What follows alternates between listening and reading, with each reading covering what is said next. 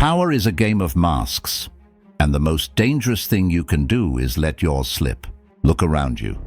We live in an era of oversharing. We are encouraged to be authentic, to speak our truth, and to express our feelings. Modern society celebrates the loud, the expressive, and the transparent. But in the world of power, transparency is a death sentence. The moment you open your mouth to explain your actions, your motives, or your worth, you have already handed over the keys to your kingdom. You have become a defendant in a trial where you are the only one who believes in your innocence. Robert Greene's fourth law of power is simple yet brutal. Always say less than necessary. Why? Because human beings are machines of interpretation. When you are silent, people are forced to fill the void with their own insecurities and imaginations. They project their fears onto you. They see depth where there may be none. But the moment you speak too much, you provide them with the very tools they need to dismantle you. You become predictable, you become common, and what is common is never respected. Let's be honest. Your urge to talk is not about communication, it's about fear. When someone accuses you, or when a silence lingers too long in a room, your biology betrays you. You feel a spike in cortisol, the stress hormone. Your brain enters a fight or flight mode. To your subconscious, silence feels like a social death. You feel the desperate need to fix the atmosphere, to smooth things over, to make sure everyone knows you are a good person. This is the biology of a subject, not a sovereign. You are seeking validation. Every extra word you utter is a plea for the other person to say, "I understand you. I accept you." But every time you do this, you are subconsciously signaling that their opinion of you matters more than your opinion of yourself. You are placing your emotional stability in their hands. A master of power does not seek to be understood. They seek to be feared, respected, or obeyed. Understanding is for friends, power is for rivals.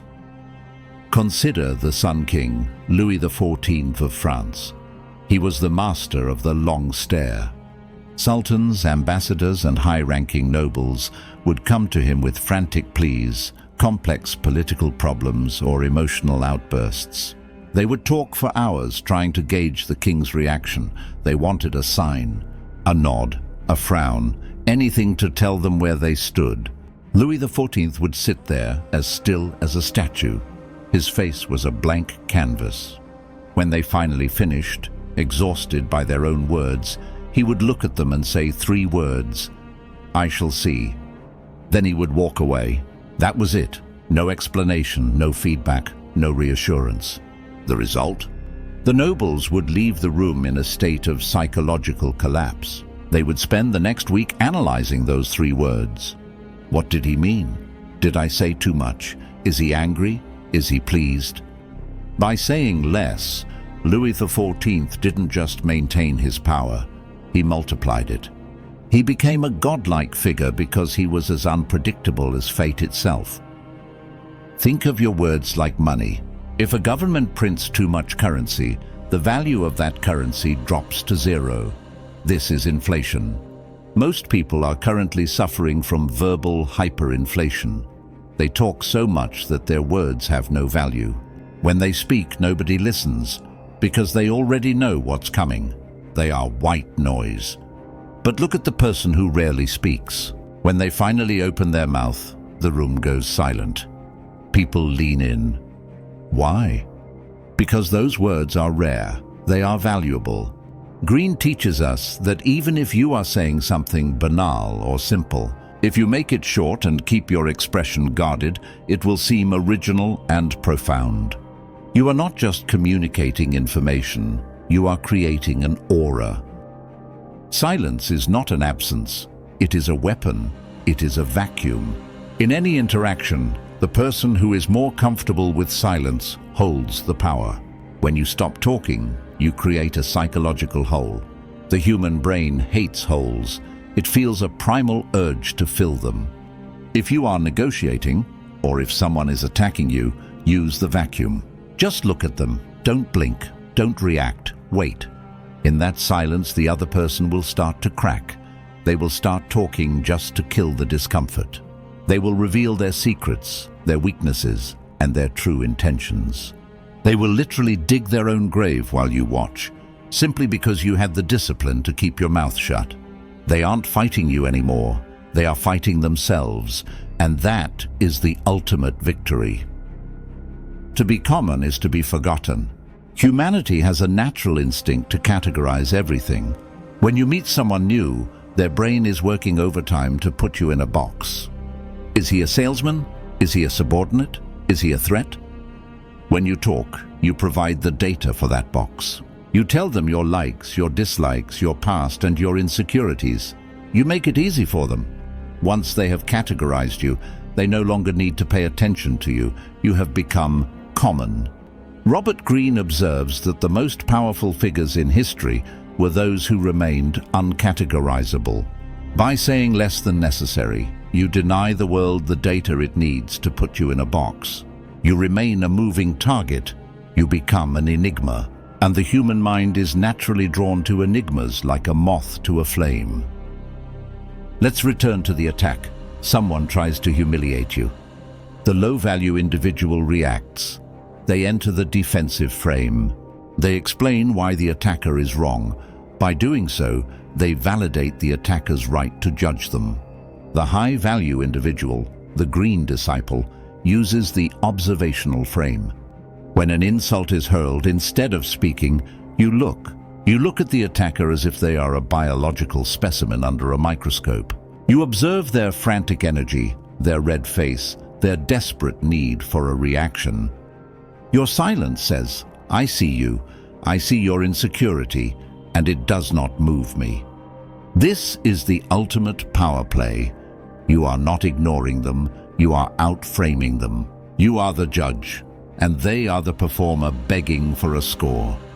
By the time you finally speak, if you choose to speak at all, your words will carry the weight of a final verdict, not a plea for understanding. The Sphinx is one of the oldest symbols of power. It is a creature that knows the answer to the riddle but refuses to speak it. It simply exists, massive and immovable. To master Law 4, you must build your own Sphinx Persona. This requires a complete detachment from your emotions in public spaces. Most people's faces are like open books. You can see their fear, their excitement, and their hesitation. They are psychologically leaky. A strategist, however, is impenetrable.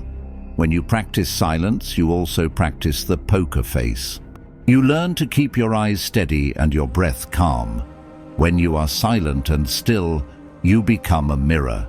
People will see their own reflections in your silence, and often they won't like what they see. They will start to feel small in your presence, not because you did anything to them, but because you refuse to join them in their chaos. Power is not a set of rigid rules, it is a fluid game.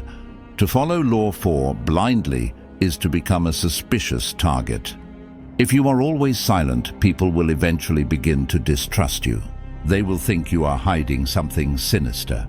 Silence can sometimes be interpreted as arrogance or a lack of intelligence if used incorrectly. The secret is to use silence as a contrast. Be talkative about things that don't matter. Talk about the weather, a movie, or trivial news. Give them filler words. This makes people feel comfortable and safe. It creates the illusion of transparency. But when the conversation turns to nitty-gritty details, to your plans, to your true opinions, or to a conflict, that is when you go silent. That is when you pull back. By being normally social in trivial matters, your strategic silence in important matters becomes even more chilling and effective. We end where we began, with the child inside you. The reason you find it so hard to be silent is that you are still that child begging for a parent to say, I see you, and you are good. To be truly dangerous, to be truly sovereign, you must kill that child. You must reach a point of internal security where it does not matter if the world misunderstands you. In fact, you should prefer to be misunderstood. If they understand you, they can predict you. If they can predict you, they can destroy you. Power belongs to the one who can